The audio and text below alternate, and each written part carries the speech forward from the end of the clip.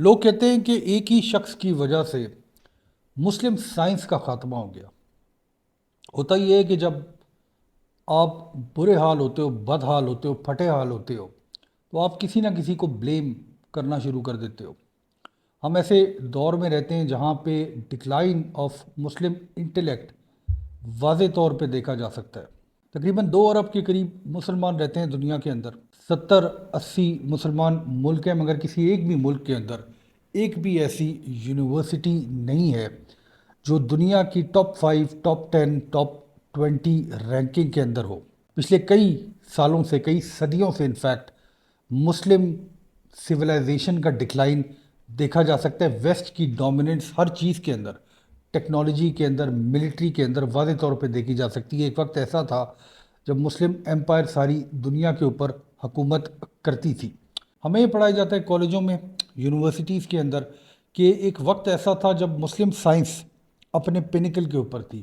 یہ جو بنیادیں ہیں آج کی ماڈرن دنیا کی، آج سے 800 سال پہلے بغداد میں، کردوبا میں ڈالی گئیں، کائرو میں ڈالی گئیں۔ پھر ہوا کیا؟ جو آج کے اپنے آپ کو اہل علم کہتے ہیں، جو آج کے ایکڈیمیا ہیں، وہ یہ جو ڈکلائن آف مسلم انٹلیکٹ ہے، اس کو ایک شخص کے ساتھ جوڑتے ہیں۔ دوسری طرف بہت سے ایسے لوگ یہ بھی کہتے ہیں کہ اس شخص کی وجہ سے اسلام کو، جو دین اسلام ہے، اس کو تقویت ملی، اس کی حفاظت ہوئی۔ اس شخص کا نام ابو حامد الغزالی، جو بحث ہے آج جو ایکڈیمیا کے اندر، اور آج یہ یوٹیوب کے اوپر، سوشل میڈیا کے اوپر بھی ایک بحث ہے کہ دوسری طرف جو مسلم دنیا کی دوسری آواز تھی کردوبا سے، جو ابن رشد ایویروس کی آواز تھی، ان دونوں کے درمیان جب مقابلہ ہوا تو امام غزالی، ابو الحامد الغزالی آف طوس کی جو آواز ہے، اس کو مسلمانوں نے ایکسیپٹ کیا، اور اس کے بعد سے ایک ڈکلائن شروع ہو گیا۔ مگر یہ جو کہانی ہم آپ کو سنانے جا رہے ہیں، 2 لوگوں کی کہانی نہیں ہے۔ یہ کہانی بادشاہوں کی کہانی ہے، یہ کہانی خلیفاؤں کی کہانی ہے، جنہوں نے ایک ایٹ دا سیم ٹائم آبزرویٹریز بنائی جہاں پہ اسکالرز آ کے ریسرچ کیا کرتے تھے۔ مگر ان خلیفاؤں کی بھی کہانی ہے جنہوں نے اسکالرز کو کوڑے لگائے، جیلوں میں ڈالا۔ یہ کہانی وزیروں کی کہانی ہے جنہوں نے ایسی یونیورسٹیز بنائی جس کے اندر تھیولوجی بھی سکھائی جاتی تھی اور دین بھی سکھایا جاتا تھا۔ یہ کہانی ان بڑے بڑے اسکالرز کی کہانی ہے جنہوں نے آسمان کے، کائنات کے نقشے بنائے، جنہوں نے میڈیسن کے اوپر کام کیا، میتھمیٹکس کے اوپر کام کیا، اور جنہوں نے انسانیت کی فلاح کے لیے کام کیا۔ اور اس تمام کہانی کے درمیان میں، اس تمام کہانی کا اگر ہم ایک سینٹر پوائنٹ ڈھونڈیں تو یہ جو بحث ہے کہ ایویروس کی آواز پہ مسلم دنیا کو چلنا چاہیے تھا، یا امام غزالی، ابو حامد الغزالی کی آواز پہ مسلم دنیا کو چلنا چاہیے تھا، یہ ان تمام بحث کے سینٹر میں ہے۔ یہ کہانی طاقت کی، علم اور ایمان کی جنگ کی کہانی ہے، اور آج کی دنیا جو ہم دیکھتے ہیں، ڈکلائن آف مسلمز، اس کے سٹارٹ یعنی بگننگ آف دی اینڈ کی کہانی ہے۔ میرا نام عمران ہے اور میری سوچ میں خوش آمدید۔ اس کانٹینٹ کو سننے سے پہلے آپ کو ایک ڈسکلیمر دیتے چلیں۔ یوزلی ہم میری سوچ میں ہر چیز کو بالکل ٹو دا پوائنٹ رکھتے ہیں، ہم تھیولوجی کی طرف انٹرفیئر نہیں کرتے، مگر یہ کانٹینٹ کی جو ریکوائرمنٹ ہے اس کی وجہ سے ہم اس کے اندر کچھ مذہبی اصطلاحات کا استعمال کریں گے۔ دیکھیں 7 اور 8 سینچریز میں جب اسلام نے دنیا میں پھیلنا شروع کیا عرب سے، یعنی اسلام ویسٹ کی طرف بھی گیا اور اسلام ایسٹ کی طرف بھی گیا، یعنی اسپین سے لے کے سینٹرل ایشیا، انفیکٹ اسپین سے لے کے اندلس سے لے کے انڈیا تک جو مسلم ایمپائر ہے وہ پھیل گئی۔ مگر جب یہ ایمپائر اس طرح پھیلی تو اس میں جو لوگ رہتے تھے، جو نئے کنورٹس تھے، مسلمان ہوئے تھے، ان کو کئی سارے مسائل تھے۔ جن میں ایک مسئلہ یہ تھا کہ مسلمانوں کو 5 وقت نماز پڑھنی ہوتی ہے، اور اس 5 وقت کا تعین کرنے کے لیے ایسٹرونومی کا علم حاصل کرنا انتہائی زیادہ ضروری تھا۔ رمضان میں روزے رکھتے ہیں مسلمان، تو چاند کی موومنٹ کس مہینے کے اندر رمضان آتا ہے سال میں، اس کا تعین کرنا انتہائی زیادہ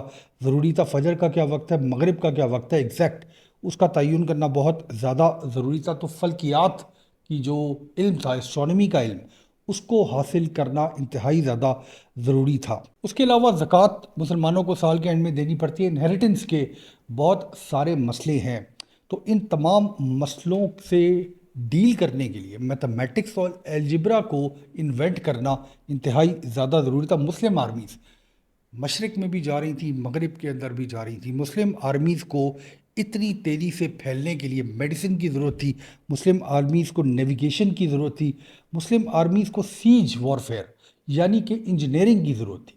تو یہ تمام چیزیں آؤٹ آف نیسیسٹی مسلمانوں کو ان کے اوپر کام کرنا پڑا تاکہ وہ سویلائزیشن جو ہے، جو مسلم ایمپائر ہے، وہ ایکسپینڈ کرتی جائے۔ قرآن شریف میں سورہ نمبر 3 ورس نمبر 190 یہ کہتا ہے، آسمان اور زمین کے بنانے میں اور دن اور رات کے بدلنے میں، یعنی دن اور رات کے تبدیل ہونے میں نشانیاں ہیں ان لوگوں کے لیے جو غور کرتے ہیں۔ اور انڈیڈ اس ورس کو لے کے مسلمانوں نے اپنے آس پاس جو دنیا ہے اس پہ غور کرنا شروع کیا، صرف کیوریوسٹی کے لیے نہیں، انفیکٹ اس کو عبادت سمجھ کے اس پہ کام کرنا شروع کر دیا کہ جو حکومت ہے اس کو چلانے کا طریقہ یہ ہے، یعنی حکومت کو ایکسپینڈ کرنے کا طریقہ یہ ہے کہ تعلیم حاصل کی جائے، علم حاصل کیا جائے ان لوگوں سے زیادہ جو آپ کے آس پاس رہتے ہیں۔ آج بھی ہم یہ دیکھتے ہیں کہ ویسٹ نے جب علم حاصل کرنا شروع کیا ایسٹ سے زیادہ، تو ایونچولی جو انٹلیکچولی سپیریئر سویلائزیشن ہوتی ہے وہ دوسرے کے اوپر حاوی ہو جاتی ہے۔ خلیفہ مامون الرشید سے یہ کہانی ہماری سٹارٹ ہوتی ہے جب عباسیوں کا دور تھا، یعنی گولڈن دور آف مسلم ایمپائر۔ بیت الحکمہ، دار الحکمت بھی جس کو کہتے ہیں، وہ خلیفہ مامون الرشید نے بنایا، بہت سارے پیسے خرچ کیے پوری مسلم ایمپائر سے، انفیکٹ ساری دنیا سے اسکالرس کو وہاں پہ بلا کے ان سے ریسرچ کرنے کو کہا گیا۔ وہیں پہ الخوارزمی نے الجبرا انوینٹ کی، وہیں پہ الکندی نے فلسفے کو اپنایا، وہیں پہ الفارابی نے سیاست اور حکمت پہ لکھنا شروع کیا۔ ابن سینا جو بہت ہی بڑا نام ہے میڈیسن کے اندر، یہ تمام کام وہیں سے سٹارٹ ہوا، یعنی بیت الحکمت سے سٹارٹ ہوا۔ ابن الہیثم نے آپٹکس کے اوپر، ابن الہیثم نے یہ جو ایکسپیریمنٹیشن ہے اس کے اوپر وہیں پہ کام کیا۔ البیرونی نے اس زمانے میں جب کوئی سوچ بھی نہیں سکتا تھا کہ ارتھ کا ریڈیس ہے کیا، وہاں پہ البیرونی نے اپنی ریسرچ مکمل کی۔ یعنی دنیا کی ہسٹری کے اندر اس سے پہلے یہ کبھی بھی نہیں ہوا تھا کہ ایک سویلائزیشن، ایک ایمپائر نے ایک نیشنل پروجیکٹ بنا لیا ہو سائنس کو۔ مگر ہوتا یہ ہے کہ جب بھی کوئی ریاست کسی ایک آئیڈیا کو اپنا لیتی ہے اور وہ دوسروں کے اوپر تھوپنے کی کوشش کرتی ہے، انفیکٹ اپنی عوام کے اوپر تھوپنے کی کوشش کرتی ہے، تو عموماً اس کا نتیجہ صحیح نہیں نکلتا، اور یہی ہوا مسلم ایمپائر کے ساتھ۔ جب مامون الرشید کی حکومت تھی، وہ اپنی طاقت کے پنیکل کے اوپر تھا، مسلم انٹلیکٹ، مسلم سائنسز بہت تیزی سے ترقی کر رہی تھیں، تو اس نے یہ سوچا کہ تھیولوجی کے اندر بھی، یعنی دین کے اندر بھی انٹرفیئرنس ہونی چاہیے، اور جو فلسفی فلسفہ ہے اس کو دین سے بھی جوڑنا چاہیے۔ اس زمانے میں ایک کریڈ جو ہم اکثر سنتے ہیں جس کے بارے میں، متزلائٹ کریڈ کو اس نے ایز اے اسٹیٹ ڈاکٹرن اپنا لیا، اور اس کا یہ حکم تھا کہ جو بھی مسلم اسکالر، اسلامک اسکالر اس کی ریاست کے اندر رہتا ہے، وہ جو حکومت کی کریڈ ہے جو یہ کہتی ہے کہ قرآن از کریٹڈ ناٹ ایٹرنل، اس کو اپنائے گا۔ یہ انفورس کیا گیا جس چیز کو ہم مہنا کہتے ہیں، یعنی کہ دا انکوزیشن۔ ہم اسپینش انکوزیشن کے بارے میں ہم پڑھا ہوتا ہے کہ ویسٹ جو ہے وہ اپنی تاریخ کو لکھ لیتی ہے، ہم لکھنے سے گریز کرتے ہیں، مگر مہنا کا جو ٹائم تھا وہاں پہ اسکالرس، جو بڑے بڑے اسکالرس تھے، ان کو ٹیسٹ کیا جاتا تھا۔ اس میں سب سے بڑا نام جس نے ریفیوز کیا خلیفہ کی ڈاکٹرن کو ایکسیپٹ کرنے سے، امام احمد ابن حنبل، انہوں نے ریفیوز کیا، اور یہ جو ان کا ریفیوزل ہے یہ لیجنڈری ہے۔ عام جو مسلمان ہیں وہ ان کو ہیرو سمجھتے ہیں، اور ان کو ہیرو سمجھتے ہیں۔ اسٹیٹ ٹرینی کے خلاف آواز اٹھانے کو ان کو مارا گیا، کوڑے لگائے گئے، جیل میں ڈالا گیا، ہیوملیٹ کیا گیا۔ لیسن یہ کلیئر تھا کہ اسٹیٹ جو ہے وہ علم کو پش ضرور کر سکتا ہے، مگر اس کے ساتھ ساتھ جب وہ زیادہ پش کرتا ہے تو علم اور نالج جو ہے وہ کرش ہو جاتے ہیں۔ یہ جو فورس فلسفی کا ایک ایکسپیریمنٹ کیا مامون الرشید نے، یہ کولیپس ہو گیا۔ مگر ایک بات طے ہو گئی اس کے بعد سے، یعنی آج سے 1000 سال پہلے یہ بات مسلم ایمپائر کے اندر طے ہو گئی، یہ آج بھی چلتی ہے کہ ہمیشہ جو رولر ہوتا ہے وہ اپنے آئیڈیاز کو انفورس کرنے کی کوشش کرتا ہے۔ ایسے انسٹیٹیوشنز بنائے جاتے ہیں ریاست کے اندر جو اپنے آئیڈیاز کو عوام پہ تھوپیں، چاہے وہ آئیڈیاز صحیح ہوں یا وہ آئیڈیاز غلط ہوں۔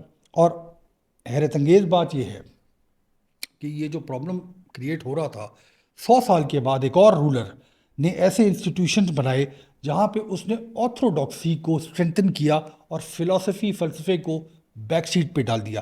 یہ ایک انتہائی انٹرسٹنگ پیراڈاکس رہا ہے مسلم سویلائزیشن کے اندر۔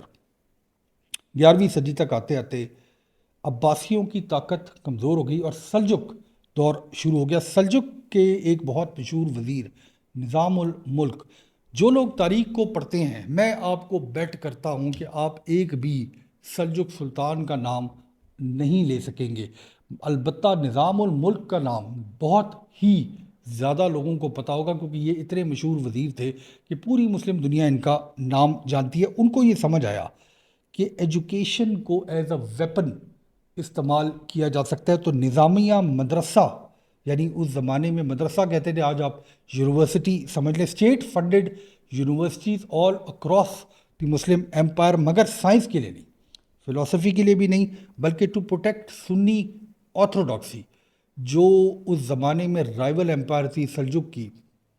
وہ فاطمد تھے جو ایجپٹ کے اندر تھے، جو شیعہ تھیولوجی پہ بلیو کرتے تھے، تو نظام الملک نے ایسے انسٹیٹیوشنز بنائے جو سنی آرتھوڈاکسی کو پروٹیکٹ کرتے تھے۔ ان کا جو کیریکولم تھا وہ تھا لا، تھیولوجی اور عربک سائنسز۔ اور نظامیہ یونیورسٹی کے انسٹیٹیوشن سے وہ جنگ شروع ہوتی ہے جس پہ آج ہم اپنی ویڈیو کو بیس کر رہے ہیں، کہ ریشنلزم، جو ابن رشد کی ریشنلزم تھی، وہ امپورٹنٹ تھی مسلمانوں کو فالو کرنا، یا امام غزالی کی اسپریچویلٹی جس کو ایونچولی فالو کیا گیا، وہ رستہ ٹھیک تھا۔ اسی سسٹم کے اندر، نظامیہ یونیورسٹی کے سسٹم کے اندر، طوس کے شہر سے ابو حامد الغزالی نے جوائن کیا نظامیہ یونیورسٹی کو، فیئرلیس اور ایک بریلینٹ اسکالر۔ ایونچولی انتہائی ینگ ایج میں ان کو ہیڈ بنا دیا گیا، جو بغداد کی نظامیہ یونیورسٹی تھی۔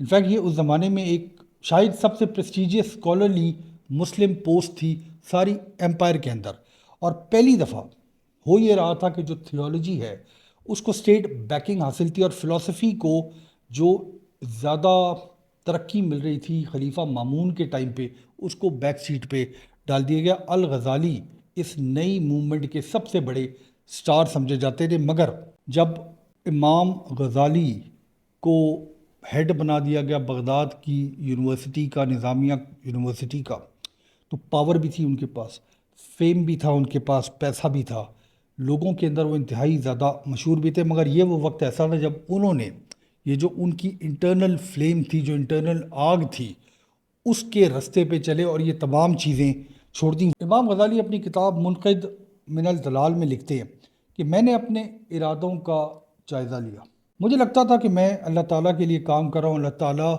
کی نظام کو چلانے کے لیے، اللہ تعالیٰ کی جو حکم ہے ان پہ چلنے کی کوشش کر رہا ہوں، مگر میں اصل میں شہرت اور مقام کے لیے ساری محنت کر رہا تھا، اور مجھے ایسے لگا کہ میرا رستہ جو ہے وہ دوزخ کی طرف جاتا ہے۔ اور جب مجھے یہ بات سمجھ آ گئی تو میں ان تمام چیزوں سے بھاگ آیا۔ کئی سال امام غزالی ولڈرنس کے اندر رہے، شہر سے شہر سفر کرتے رہے، سیکھتے رہے، پڑھتے رہے، پریئر کے اندر، نمازوں کے اندر، عبادت کے اندر اپنا وقت گزارتے رہے، اور سوچ و بچار کے اندر اپنا وقت گزارتے رہے۔ ایونچولی جب وہ دنیا کے اندر واپس آئے تو دو ایسی شاہکار کتابیں ان کے پاس تھیں جن کو آج بھی مسلم انٹلیکٹ کا پینیکل سمجھا جاتا ہے۔ پہلی کتاب احیاء علم الدین، ریوائول آف ریلیجیس سائنسز۔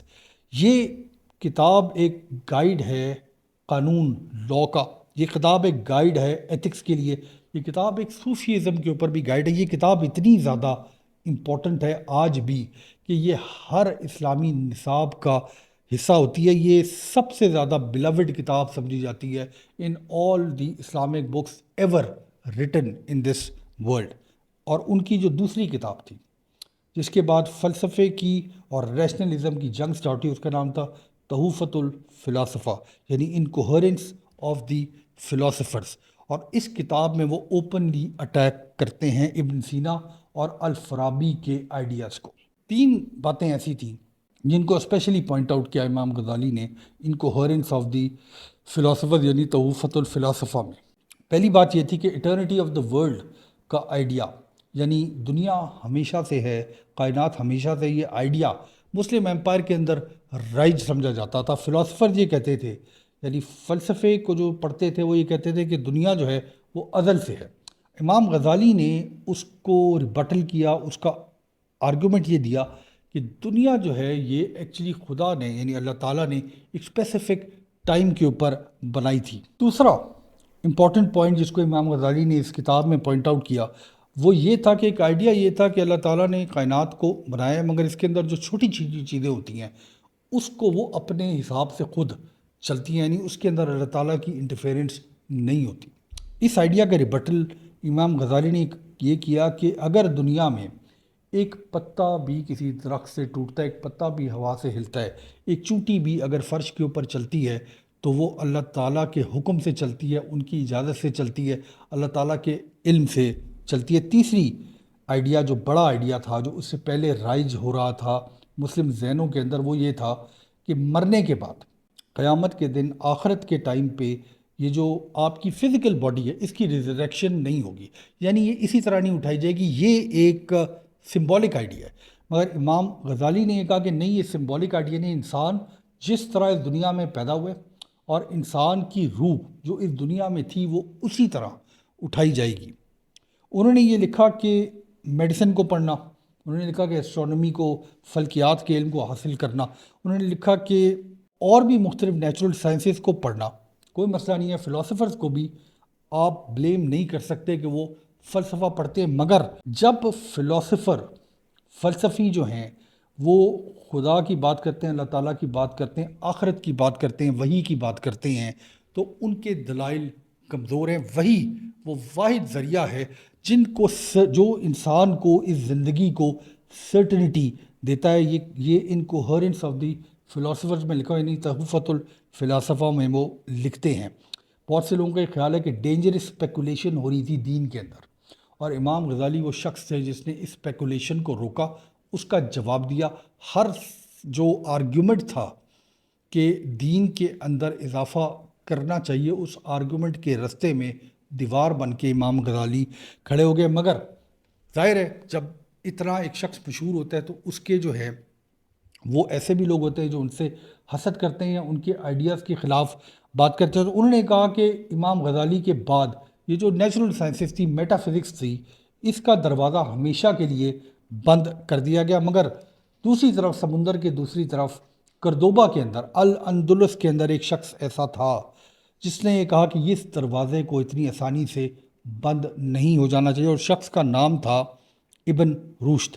ابن رشد ایک جج تھے، ابن رشد ایک فزیشین تھے اور ایک فلاسفر تھے۔ انہوں نے جب امام غزالی کی انکوہرنس آف دا فلاسفرز پڑھی، یعنی تحفۃ الفلاسفہ پڑھی، تو انہوں نے ایک خوبصورت نام سے ایک اور کتاب لکھی جس کا نام تھا تحفۃ التحفت، یعنی انکوہرنس آف دی انکوہرنس۔ اور ان کا آرگومنٹ اس کتاب میں یہ تھا کہ حقیقت کبھی بھی حقیقت سے ٹکرا نہیں سکتی۔ انہوں نے کہا کہ وحی اور منطق یعنی ریزن، یہ اگر آپ اس کو صحیح طرح سمجھ جائیں تو یہ ہمیشہ آخر میں ایک دوسرے سے اگری کریں گے، ان کے درمیان کوئی فرق نہیں ہوگا۔ یعنی کہ آپ کریشن کو، انسان کو، انسانیت کو اسٹڈی کرنا، انسان کے پیدا ہونے کو، آخرت کو اسٹڈی کرنا، وحی کو اسٹڈی کرنا، نیچرل سائنسز کو اسٹڈی کرنا، یہ ایک بٹریل نہیں ہے دین سے، انفیکٹ یہ دین ہے، یہ ورشپ ہے اللہ تعالیٰ کی کائنات کی کریشن کی۔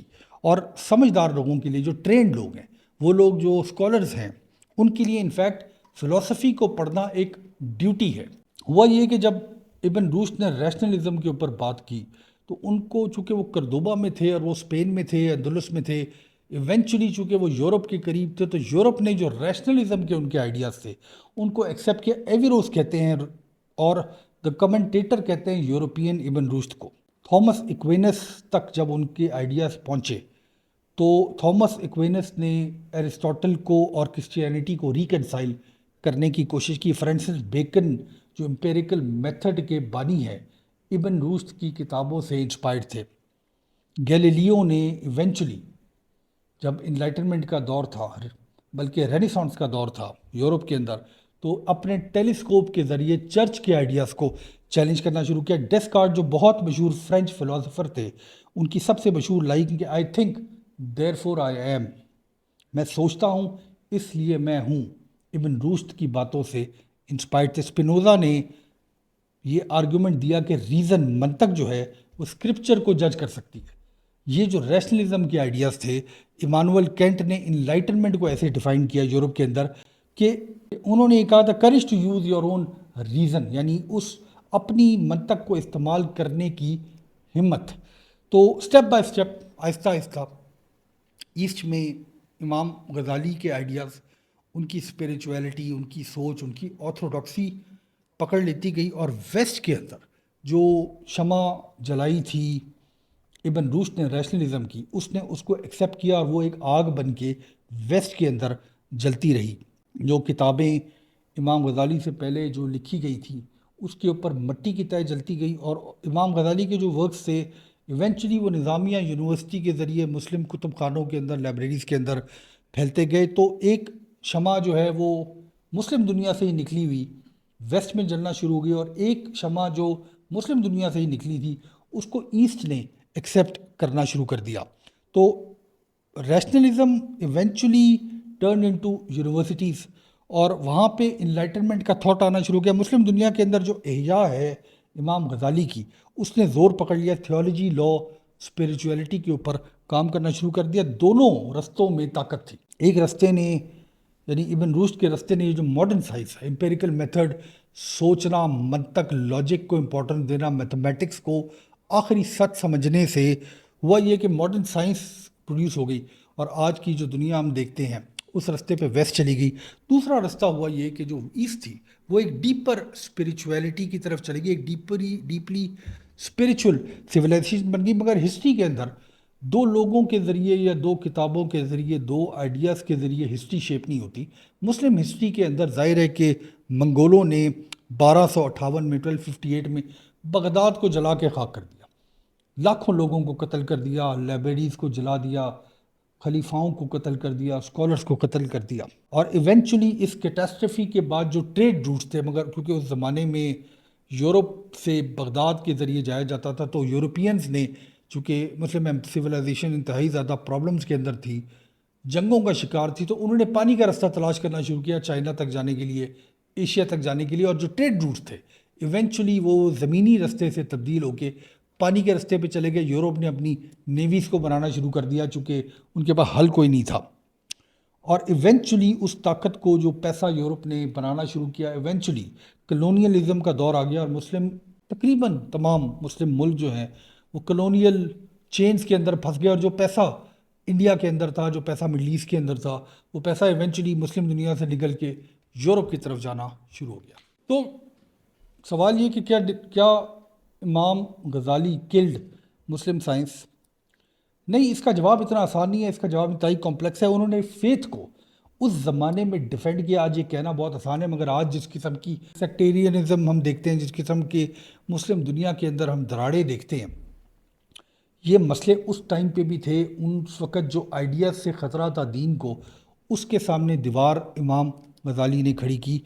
مگر اس کے ساتھ ساتھ فلسفی کے اوپر، فلسفے کے اوپر سوچنا اور ریشنلزم کے اوپر سوچنے سے انہوں نے شاید مسلمانوں کو احتیاط کرنے کو کہا. ان کے جو آئیڈیاز تھے وہ نظامیہ انسٹیٹیوشنز کے ذریعے ساری مسلم دنیا میں پہلے، انفیکٹ یہ جو نصاب آج بھی مدرسوں میں پڑھایا جاتا ہے جس کو درس نظامیہ کہتے ہیں، اس کی بنیاد بھی چونکہ نظامیہ یونیورسٹی سے یہ نام جڑا ہوا ہے. امام غزالی نے جہاں پہ اسلام کا جو سول تھا، جو اس کی روح تھی، اس کو بچایا. دوسری طرف جو روح پھوکی ابن رشد ایوروس کے آئیڈیاز نے، اس نے یورپ کو ایک ترقی کے رستے پہ ڈال دیا. یہ سوال غلط ہے کہ صحیح کون تھا، غلط کون تھا. سوال ہم اپنی آڈینس سے پوچھتے ہیں کہ آپ اتنے سمجھدار ہو، اتنے انٹلیکچوئل ہو، ہر چیز کا آپ کو پڑھا ہے، تمام کنٹینٹ آپ نے دیکھا ہوا ہے، پرو غزالی کنٹینٹ بھی آپ نے دیکھا ہوا ہے، پرو ابن رشد کنٹینٹ بھی آپ نے دیکھا ہوا ہے.